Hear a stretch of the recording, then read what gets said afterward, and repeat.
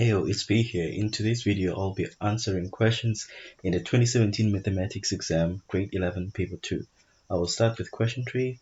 By the way, this question is based mostly on analytical geometry, so it's going to be useful for those who want to master this chapter. That chapter.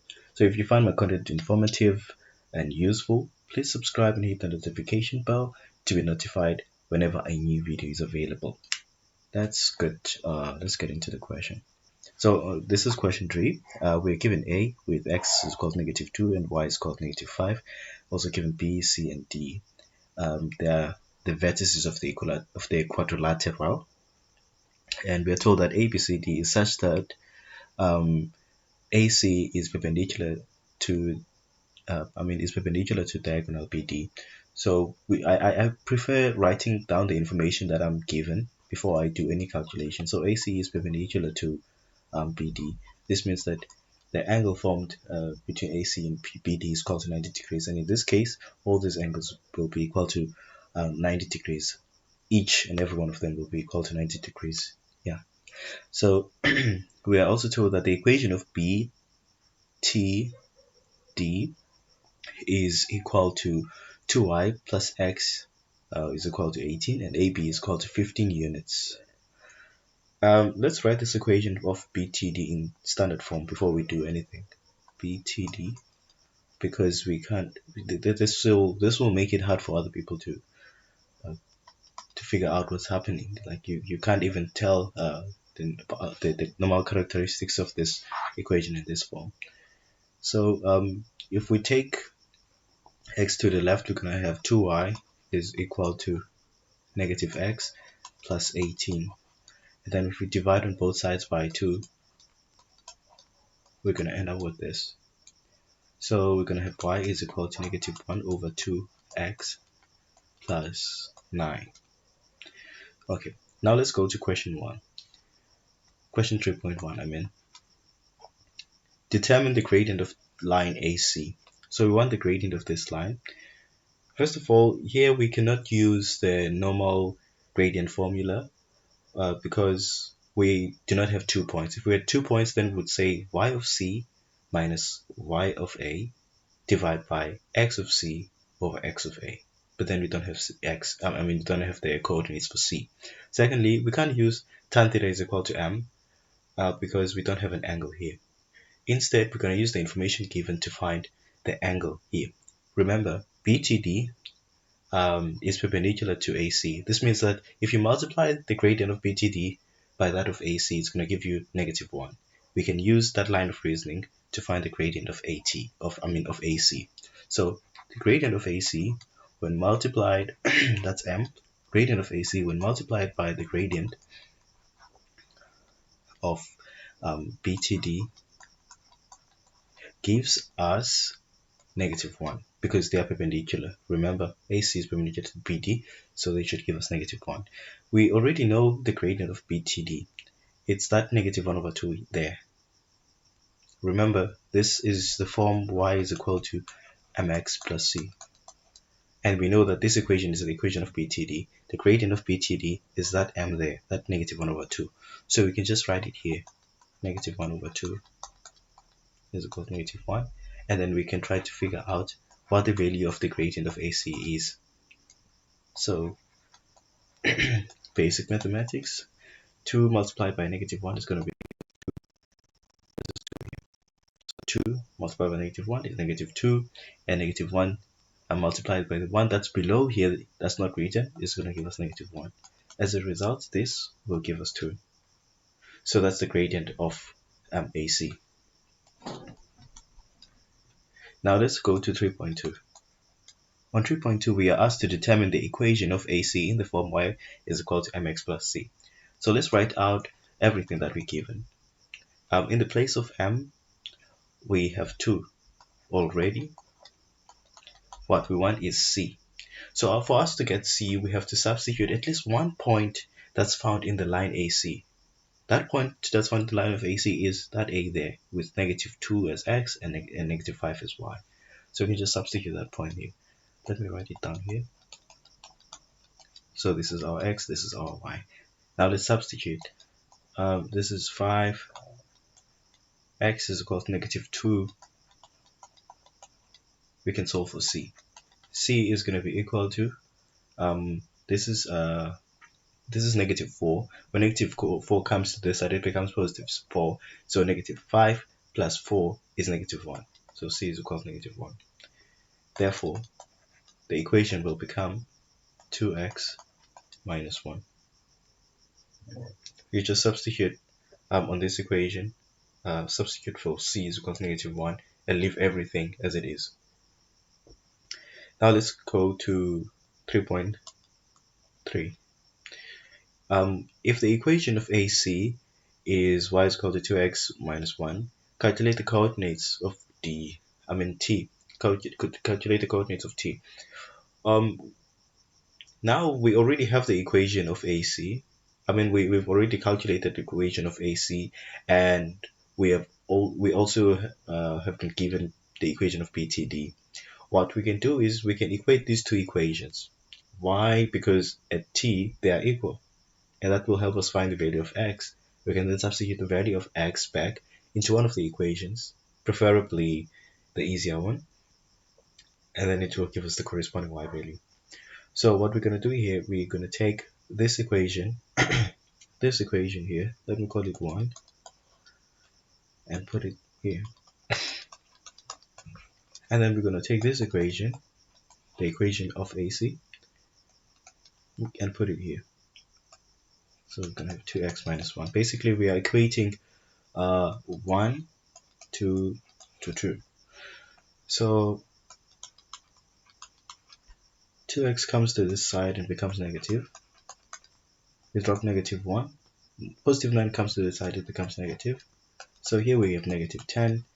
Using your calculator, -1/2 minus 2 will give you -5/2. So that's going to be -5/2x.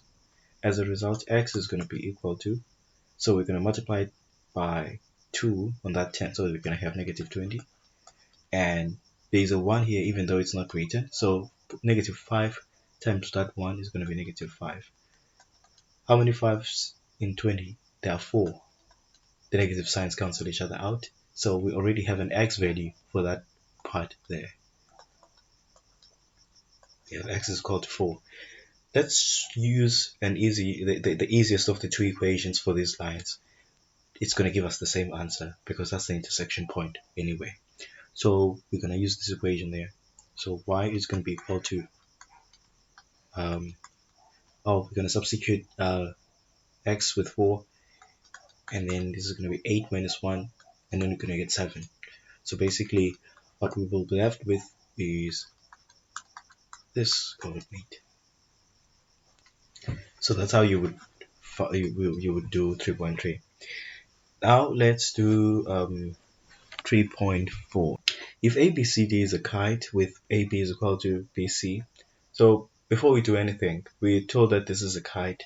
So we already know that this side is equal to that side, this side is also equal to that side, and TC is equal to AT. Let me put 3 here. Yeah. So those are the characteristics of a kite.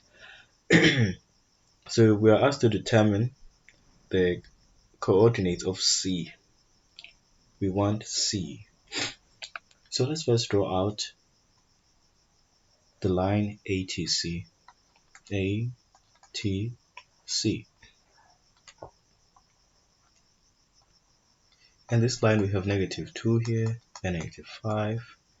We already calculated that T is going to be 4 and 7.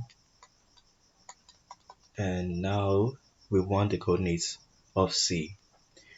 This is kind of easy now because what we can do is we can draw a line here and a line there. Because this side AT is equal to this side, which is TC, therefore this length from here to this part here should be equal to this length from here to C, right?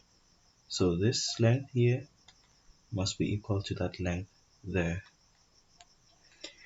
Okay, because AT is equal to TC. So what we're going to ask ourselves is how many units, how long this length easier. So for us to find that out, we have to consider the x component of t, and then subtract from it the x component of a. So this length here is equal to 4 minus -2. So that length at the bottom will be, this is the same as 4 plus 2, so it's going to be 6. So that's 6 units. That means it's also 6 there. What we can now do to find this coordinate here is to say 4 plus that 6. You see, so 4 plus 6 units is equal to 10. So we're going to write 10 there. And then let's look at the y component. From -5 to 7, how many units is that? If we can find this value here, there. So we can just say 7 minus -5. So 7 minus -5. So that's 7 plus 5 is 12. So it's 12 units. It's 12 as well here. So for us to find this value there, this value, you have to just say 7 plus 12. So 7 plus 12 is going to be equal to 19. So that's 19. Okay, so yeah, that's 3.4.1. Yeah, that's how we would find 3.4.1. Now let's see, let's do 3.4.2. Calculate the length of BT. This is BT. We want this length. So let me just rewrite it down. So we want this length. We know that this is 15. This is 80. So we can find this length here. This length here is also this length there. So if this is 6 and this is 12, 80 is equal to, basically 80 is going to be equal to, because we're using the Pythagoras theorem, right? So we have T. This is 6, this is 12. 6, 6, 12, 12, 80, 80. So if we want this length here, we can just say 6 squared plus 12 squared, and the answer is going to be 6 square root 5. And then we're going to write 6 square root 5 there, right? So because that's 6 square root 5, we're going to write it here, 6 square root 5. Now it's going to be easy to find. It's going to be easy to find BT. BT basically will be, again, this is 90 degrees. Remember, that's 90 degrees there. So BT is going to be equal to the hypotenuse squared minus the adjacent side squared. So it's 15 squared minus 6 square root 5 squared. And that's going to give us 3 square root 5. So BT is going to be 3 square root 5. That's how you would find BT.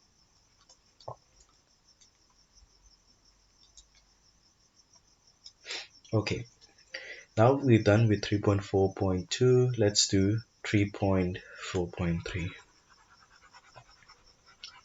Just remove this part here. Give us some space. Okay, so let's do 3.4.3. On 3.4.3, we are asked to write down the length of the radius of the cycle passing through BCT. So this is BCT, the length of the cycle passing through BCT. The cycle passing through BTC would look like this. Okay, so I like to isolate my problem. So let's just take this part here. So basically we have a circle.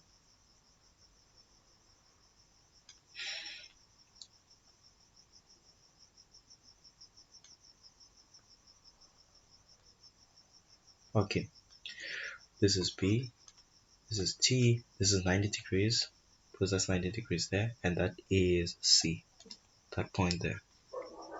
Okay, so now we're asked to find the length of the radius.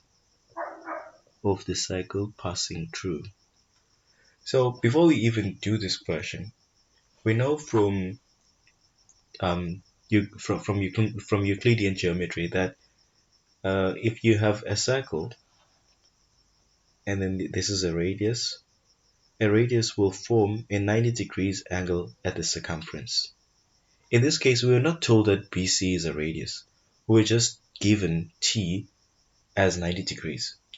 Now, because T is 90 degrees, we can work in reverse and say BC ought to be the radius. BC has to be the radius in this case. Remember, we are usually given that this is the, BC is the diameter, by the way, diameter. So we are usually given the diameter. If this is the diameter, it will form a 90 degrees angle at the circumference. In this case, BC is the diameter. Why? Because it's the only line that forms a 90 degrees at the circumference. So if we know that BC is a diameter, we know that the diameter is 2 times the radius. So it's 2 times the radius. We can then use this knowledge to find the radius. So the radius will be, so we can divide by 2 on both sides to find the radius. The radius will be 1 over 2 BC. What's the value of BC?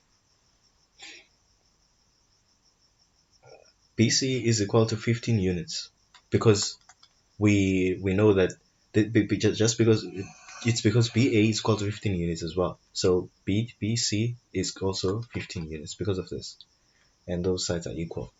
So this is going to be 15, and our answer will be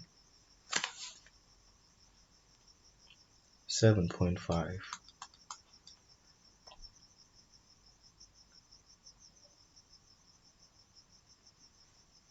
Okay, yeah, it's correct. That's how you do it. Those are the video with a friend and many other people. Good luck, and please make sure that you subscribe.